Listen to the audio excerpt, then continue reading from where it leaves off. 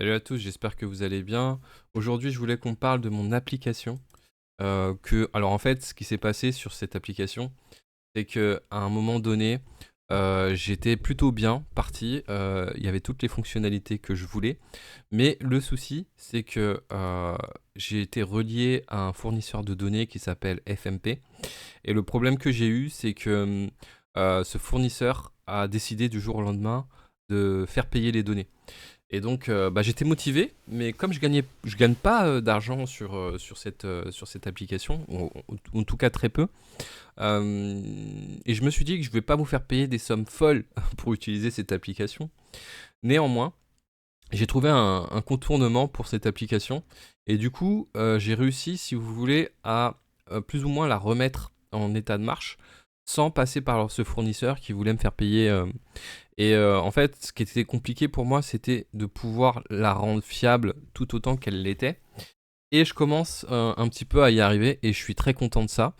Donc en fait, à force de réitérer, alors bien sûr, je développe aujourd'hui maintenant, je fais beaucoup de vibe coding, hein. Vous pouvez vous... Alors, moi j'estime que il faut s'y connaître un petit peu, bien sûr, en code. Mais aujourd'hui, pour développer, vous pouvez largement vous aider de l'intelligence artificielle et vous auriez tort de ne pas le faire. Maintenant, bon, il faut toujours s'y connaître forcément un petit peu en informatique pour pouvoir compiler des fichiers. Mais rien d'infaisable pour des gens qui sont très motivés. Donc, j'en arrive à mon application que j'ai réussi à remettre sur pied. Ça m'a pris un petit peu de temps parce qu'en fait, là, j'avais plus les chiffres qui s'affichaient, j'avais plus les prix qui remontaient dans l'appli.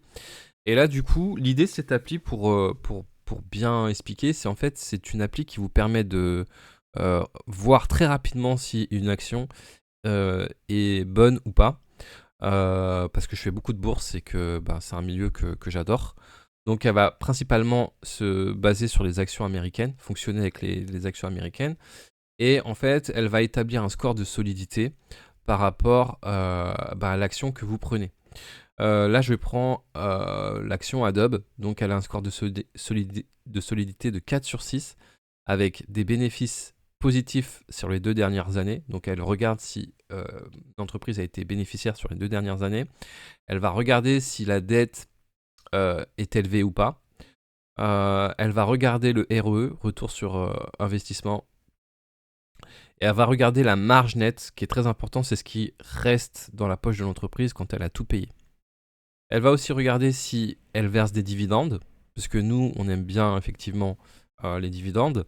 Mais attention, ça ne veut pas dire qu'on sacrifie la croissance pour les dividendes. On regarde tout.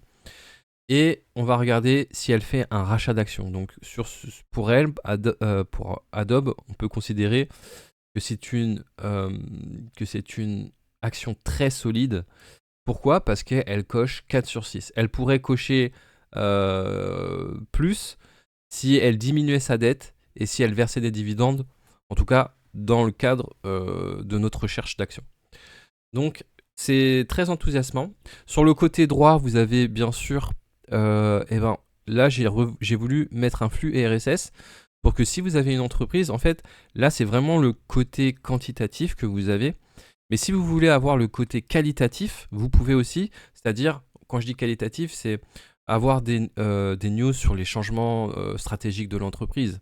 Donc vous avez un lien RSS qui est relié à l'entreprise et qui vous permet, alors il faut juste faire attention aux dates, et qui vous permet d'avoir des nouvelles par rapport à l'entreprise. Quelles sont les nouvelles ? Si vous hésitez à prendre Adobe, vous pouvez effectivement aller lire les articles en date pour vous forger une conviction peut-être plus grande sur l'entreprise, ou alors pour vous dire ah ouais, mais les dernières news sont pas très bonnes, donc je ne la prends pas. Donc d'ailleurs, ça m'a permis de voir que Merck est une très très jolie entreprise à 5 sur 6. C'est une entreprise de santé. Par contre, elle n'a pas un très grand... Alors, sur 5 ans, le problème... Alors, il faut savoir aussi que l'action fait une projection sur 5 ans. Et sur cette entreprise coche pratiquement toutes les cases. Bon, elle ne fait pas de rachat d'actions, mais ça, c'est pas très grave, parce qu'elle a beaucoup de bénéfices et qu'elle a une dette raisonnable. Elle ne fait pas de rachat d'actions. Néanmoins, c'est une très bonne verseuse de dividendes. Si vous voulez vraiment avoir des dividendes solides, c'est-à-dire une entreprise qui va vous verser des dividendes, elle a un rendement de 3,33% qui est en augmentation un peu chaque année. Donc c'est une très belle entreprise. Par contre, on voit que c'est pas une entreprise de croissance. Hein, il y a un objectif, je vous expliquerai comment marche le CAGR, comment j'ai pu le mettre en place. Donc c'est une entreprise qui risque de pas extrêmement augmenter, mais qui va vous verser des dividendes sûrs. Et vous pouvez réinvestir ces dividendes. Donc c'est des stratégies dividendes. Chacun fait comme il veut. Moi je pense qu'il faut mixer un petit peu de tout pour avoir des résultats. Donc voilà, donc je vais partager bien sûr je vais partager cette vidéo sur Active Informatique parce que ça reste pour moi de l'informatique, hein, je vous partage une passion. Et bien sûr, je le partage sur ma chaîne, si vous voulez, ma chaîne d'action et de suivi d'action. Donc voilà, je vous remercie d'avoir suivi, je suis très content. Je la mettrai pour pas grand chose, hein, je vais être honnête parce que ça me prend beaucoup de temps à développer.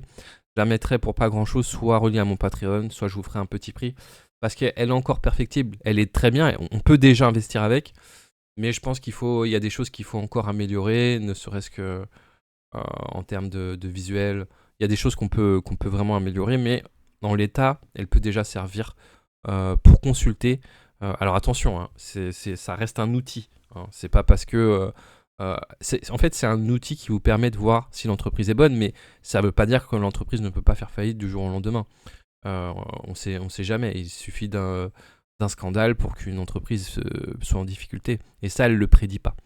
Donc voilà, je vous dis à très vite pour une autre vidéo.